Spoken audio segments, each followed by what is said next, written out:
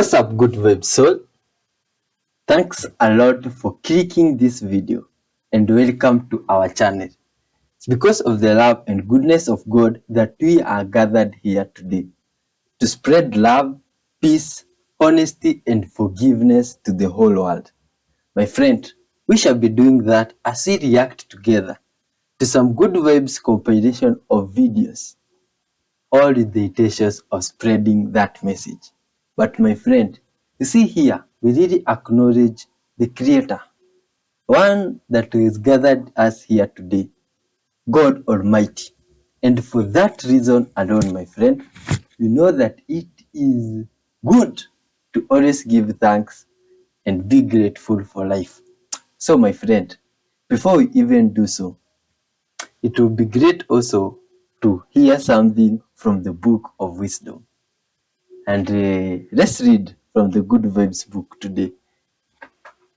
My friend, have you found the verse? Good Vibes, so take this minute to hit that subscribe button and the like button kindly, and please watch till the end. This one is, yeah, yeah, uh-huh, yeah, yeah, Reading it, you have to read like a whole verse, yeah. like a whole chapter, but you're looking for good verses. Oh, yeah. Oh, we understand good web source. And let me tell you, you see, this book here, we started reading it the other day. And in another previous episode, I said that my friend is the one that is responsible for mostly getting good vibes verses for us from this book. And now it has come to our realization that this book is a bit more conk than we expected. In this way, to get a verse from here, you have like to read the whole story or chapter so that you can have in mind what is being talked about. You see? So, my friend, please bear with us. If you read something and you feel like you've missed the point, kindly wonderful source. You, yeah. It does not talk about forgiveness much. Yeah, well, we have not come across many places where it talks about forgiveness, my friends. So if you know about such verses from this book, you can tell us in the comment section. Now, the verse we are going to read today is from Consultation 19. And please, my friends, if you will understand or have deeper meaning of this verse, help us understand it in the comment section. This is what it says. Gracious is Allah to his servants. He gives sustenance to whom he pleases, and he has power and can carry out his will. To any that desires the tilth of the hereafter, we give increase in his tilth. And to any that desires the tilth of this world, we grant somewhat thereof, but he has no share or lot in the hereafter. Do you understand, my friends? Please help us also understand through the comment section. Let's give thanks. Dear Lord, our mighty Creator, Father, Maker of heaven and earth, thank you, dear Lord, for your love and your grace, Father. Now that we are here together, Father, gathered in unity, my Lord, help us, Father, to spread our message of love to the whole world. Help this message, dear Lord, to reach all corners of the world. And as we react together to these videos, fill us with your spirit and guide us through. Forgive us all our sins, Father, and bless everything that shall be involved through the videos. In Jesus' mighty name, we pray, trusting and believing. Amen. Good vibe, soul. Let's dive in. Kindly watch till the end. This is not done by any volcanoes. Come on, come on. You still believe the media? They say this is made by volcanoes, but it's the only place in the world that is goddess. So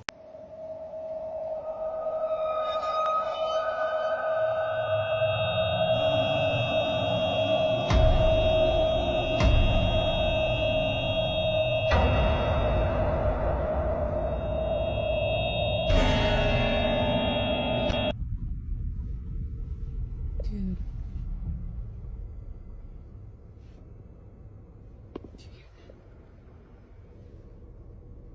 What the fuck?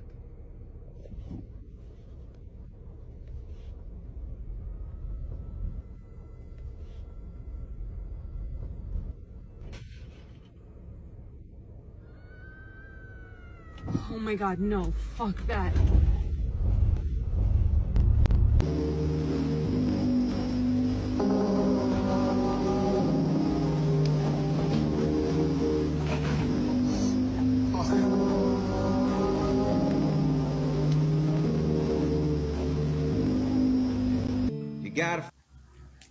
Waking up in the morning near the Appalachian Trail, and this is their neighbors. Oh my god. So many English people, some of them live in cars, my friends. This is someone's neighbor. It's unbelievable. Let's talk about scary rando nodding. If you're new here, hi. I just talked about some pretty scary stuff, and today I'm going to be talking about my best friend's experience rando nodding. Absolutely crazy, and she just told me about it.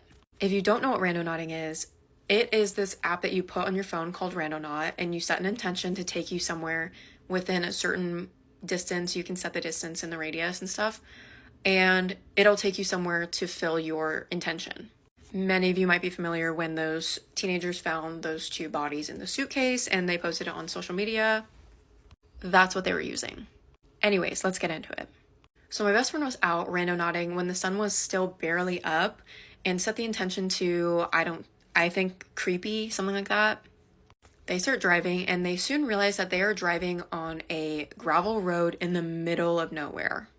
There are wheat fields all around them because we live in the Midwest, and it's dark by the time that they get out there. As my friend and everyone in the car was like, this is bogus, a crow flies and almost hits the car. This bird got so close to the car that everyone started screaming. So my friend obviously parks the car because that was really hectic, looks at my friend M, who's in the passenger seat, and kind of looks past his head for a second and sees someone standing in the fields. Now, she tells me she doesn't know what it was and she wasn't sure what it was, so she never told me about it, but her instinct was to get out of there. So that's exactly what she did. She turned the car around and she looked one last time into the field to see if it would still be there, and it was gone. And at that point in time, she's telling me that, and she's like, well, I don't know what it was. And I said, if your body's telling you that you just need to go to be safe, it was probably something that was not supposed to be out there with you guys. The crazy thing is, too, that she never told anyone in the car what she saw, either because she didn't want to scare them. But that is one of my biggest fears living in the Midwest, is I'm going to be driving at night through a field or something, or on a road next to a field, and I'm going to look over and see someone or something in the field. I think she handled it perfectly, though, by not telling anyone, because if it was me in the car, I would have started freaking out. But that's going to do it for me. Stay tuned for more ghost stories. This is Canada. This is Taiwan Strait. Need to say more? When was the last time you turned off your phone? Not the silent or flight mode, not just put it in the other room, because as long as it's still on, even if it's far away, something in you, maybe your mind or other faculties, is busy actively trying to know what's happening there.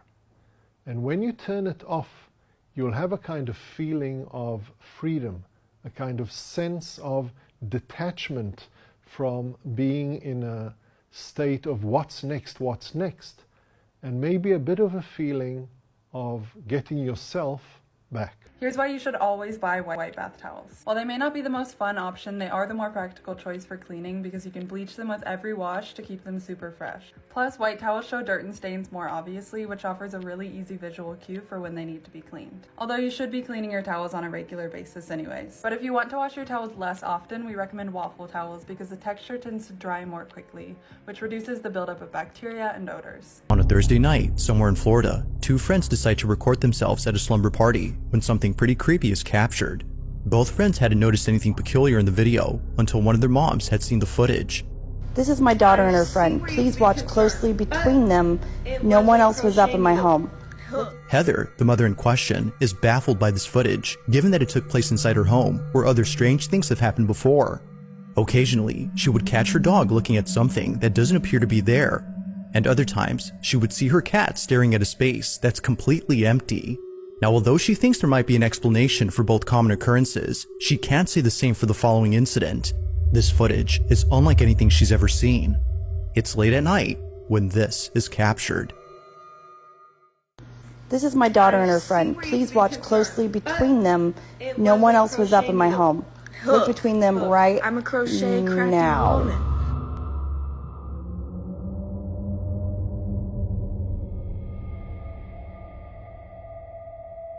What was meant to be a fun little video has turned into a scene out of a horror movie. Without realizing it, both friends had caught something moving in the background. It appears briefly for just a split second before exiting from view. Whether a person or something else, no one had noticed it until the video was sent to Isabel's mother. It was shortly thereafter that both girls became aware of this mysterious figure. While it isn't certain as to what was captured, they can't help but think that something otherworldly was present during that night. This one continues to remain a mystery.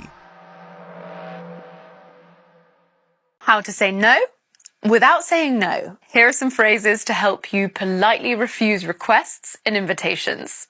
First up, I'll check my schedule and let you know. This means you need to look at your calendar before deciding, but you pretty much already know you're not going.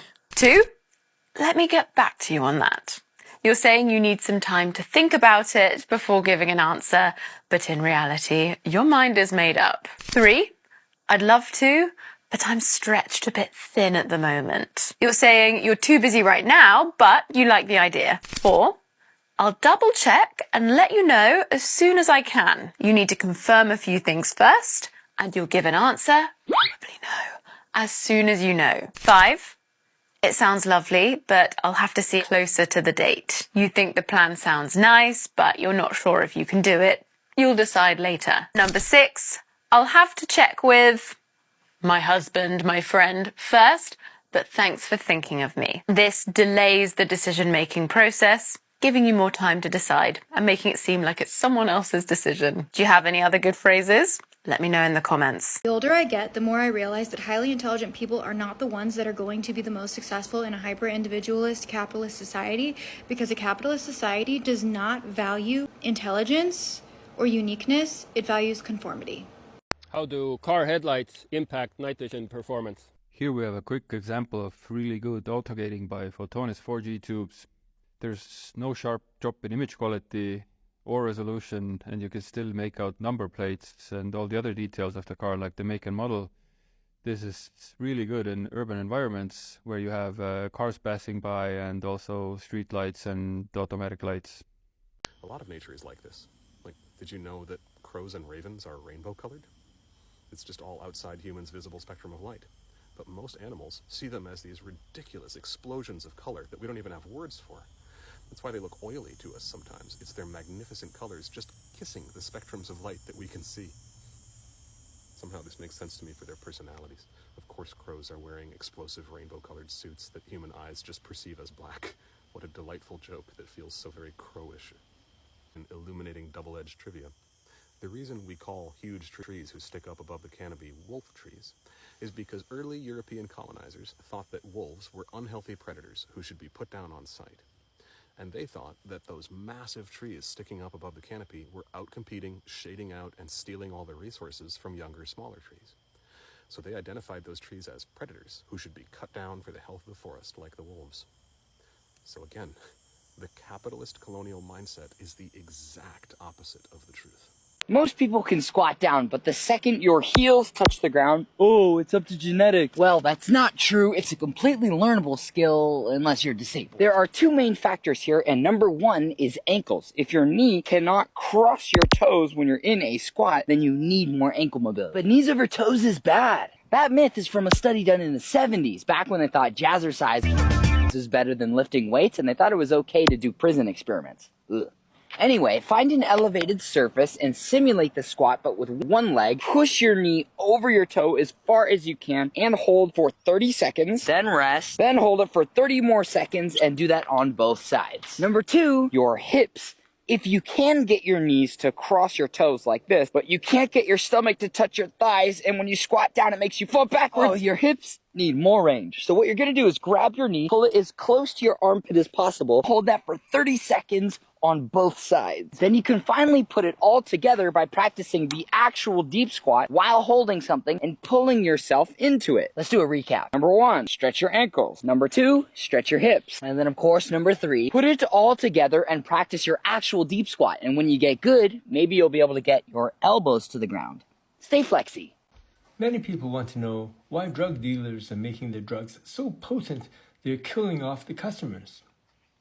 To answer that question, you need to understand the drug economy. In the past, when heroin dominated the opioid scene, heroin use depended on availability. Heroin requires a lot of farmers and workers. It needs time for poppy crops to grow until harvest. It was bulky to transport and hard to smuggle. Only limited quantities made it into the US, which is why dealers could charge such high prices. On the other hand, fentanyl is cheap and easy to produce. It needs no farmers and little manpower. As a highly potent powder, it is easy to smuggle. Fentanyl can be produced and smuggled in almost unlimited quantities. If a shipment is intercepted at the border, another batch can be produced immediately because it does not depend on growing crops and isn't tied to agricultural cycles. This is why stopping fentanyl at the border isn't a very effective strategy. However much fentanyl we can stop at the border, the cartels can easily produce more to replace whatever was intercepted. Whereas the heroin economy was limited by supply, the fentanyl market is limited by demand. The fentanyl market does not depend on how much can be produced, but it depends instead on how much new demand the cartels can create. That's why cartels started looking for new markets and new customers to increase demand. They pressed fentanyl into fake pills to hook people who didn't want to use fentanyl. They made rainbow fentanyl to entice children. They mixed fentanyl with coke and meth to hook people who weren't interested in opioids but were using stimulants. It does not matter how many people die from their drugs as long as they can be replaced by new customers. The illegal drug industry hasn't stopped changing. We now have new drugs such as nitazines that can be 50 times stronger than fentanyl. We now also have chemicals that aren't even related to opioids, such as xylazine, medetomidine, bromazolam, etc. Against this massive increase in the toxicity of drugs, new strategies are clearly needed. Drug cartels have upgraded their weapons from bows and arrows to machine guns, but so many people want to believe that their wooden shields will still protect them. Many more lives will be lost if we continue to believe the answer to drug addiction lies in willpower and good morals. Please, get addicts on medications that have been proven to save lives. Here's another vampire story that you guys tagged me in. I'm loving all these vampire stories coming out. They're so interesting. This one's very interesting. Check it out. Let me know what you think in the comments. I'm seeing all these videos about vampires popping up on my TikTok For You page. And I never ever thought I would tell this story, at least in a public forum. But here goes. This is my vampire story. It still baffles my mind when I think that, say that, and I still get the creeps with the memory of any of this. And I'm going to be a little bit cryptic, if you get my drift, with regards to some of the experiences. But several decades ago, I had lost my job. I had just had my baby girl, so she's going to be 30 this year, so that's how long it's been. And I had gotten a job interview at a local business. Again, I'm not going to say what kind of business. And I went to this interview and I immediately felt something odd with the owner of this business. There was something so mesmerizing about him. He wasn't good looking, but he was good looking. And it's hard to explain. Like, there was just something strange about him, and he just felt almost hypnotic. And he said, I'm interviewing for a couple more people and I'll give you a call in a couple days and let you know if you get the job. Okay. I did get the job. A couple days later, he gave me a phone call and he said, I am offering you this job at this pay. And it wasn't bad. The hours weren't bad. The pay wasn't bad. And I said, let me think about it. I had another offer on the table. And he said, please let me know by tomorrow. And I'm like, understood. So I had called my mom, and my mom was very intuitive, even though she didn't really want to admit that she was. And I told her, and I'm like, I got this job offer, and I didn't even tell her a lot of like the creepiness that this guy kind of gave me. And she's like, Christy, I have a really bad feeling. Do not accept this job. Do not accept the job. I'm telling you right now, something's not right. Do not accept this job. Now, this is a business that was in the person's family for a long time. And so it wasn't anything out of, it wasn't like a starter company. This person was kind of known in the community. My mom didn't know him, but so it was a substantial, real job.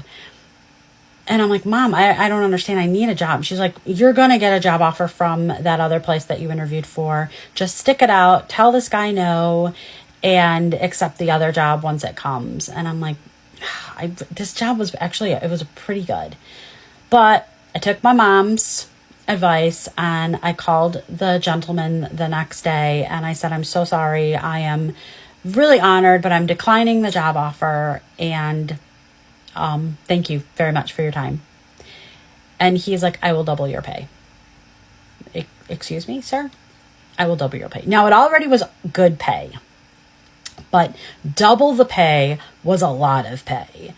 And I'm like, again, something felt really off. And I'm like, sir, I'm so sorry. I'm going to decline. And he's like, I'm going to check with you in a couple days. And there was just something very ominous about the way that he said that.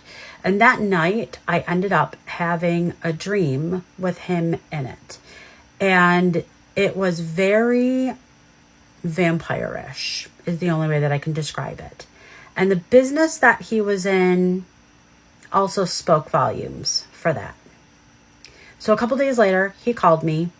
And I said, again, sir, I've accepted another job. And I did not tell him with whom. And he's like, I will triple your salary. And I'm like, I'm sorry, sir. And he said, I can tell that you are very psychic. And I can tell that you know who I am and what I am. And I think it would behoove you to take this job. What? So I told him again, no, thank you. And he said, okay. Now, this was like, internet wasn't really a thing. Like, you couldn't really look people up. There was AOL chat and such like that, but you couldn't really look people up like you can now. And so I ended up accepting a job at a cabinet store and as an office manager. And I didn't hear from him, but I was still having these weird nightmares with him in it. And I'm like, it's just got to be in my head, right? But it was almost like he could read my mind. It was very strange. Well, guess who showed up at the kitchen store the second day that I started? Yeah, this guy. And it's like he knew that I was going to be there. He's like, hi, Christy. And I'm like, excuse me, what are you stalking me? Like, what are you doing here? And he's like, I'm ordering a new kitchen for the business. Like, it was nothing. And he continued to come in my dreams. About a year later, I ended up taking a job at a fireplace store as an office manager. A couple days into that, this gentleman walks in and says, I need a new fireplace for my business. Excuse me? Now, I'm not going to say everything about the business and everything about him, but you might be able to figure it out with a clue. And that is, he lived above the business. That's all I'm going to say. So he's like, yep, I need a fireplace. And I'm like, sir, I don't understand why you're here. And he continued every time. He's like, would you like to work with me? I'm like, nope, I'm good. I'm good. I worked at the fireplace store for a couple of years, and he would every once in a while call and he would ask for the fireplace to be serviced. And I ended up telling my boss at the time, like, how I felt about him. And he would laugh and he's like, I'm going to send you out there with the tech. And I'm like, no, you're not. But he was like, yeah, something's strange about this person. Something is almost like immortal. Even if you look at the family lineage, it's like he's existed before, and it wasn't like his great-great-grandfather. It was like him. So I ended up quitting a couple of years after that, and I worked for a school district. And guess who showed up at the admin office? Him. And in the meantime, he's still coming in my dreams. And every once in a while, he's still calling me and asking me if I want a job. And no. My mom had passed away. I'd gotten a divorce. I mean, we are eons into this. And I ended up running into him at a store, and he, like, do you remember everybody you interviewed like one time? Because he either has a really crazy memory, or it wasn't like a stalker. He just wasn't. That wasn't the case. It's just, again, it was very vampiristic. Is that a word?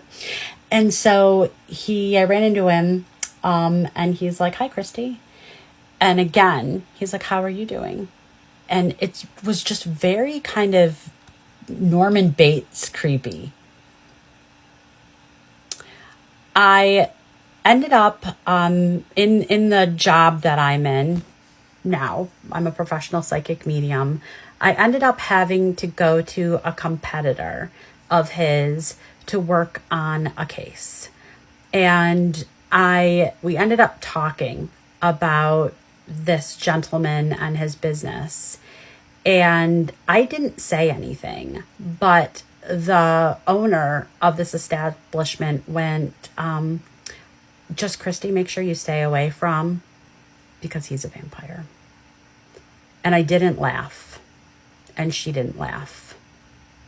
And she knew I knew, and I knew she do too. So vampires do exist, and they don't necessarily wear capes. Sometimes they wear business suits, and sometimes they invade your dreams. And I feel as if there's a possibility that my life at that time was a little bit crazy, and it was because of the psychic sort of like vampire energy that he was sending to me, because he was mad that I did not accept a job with him.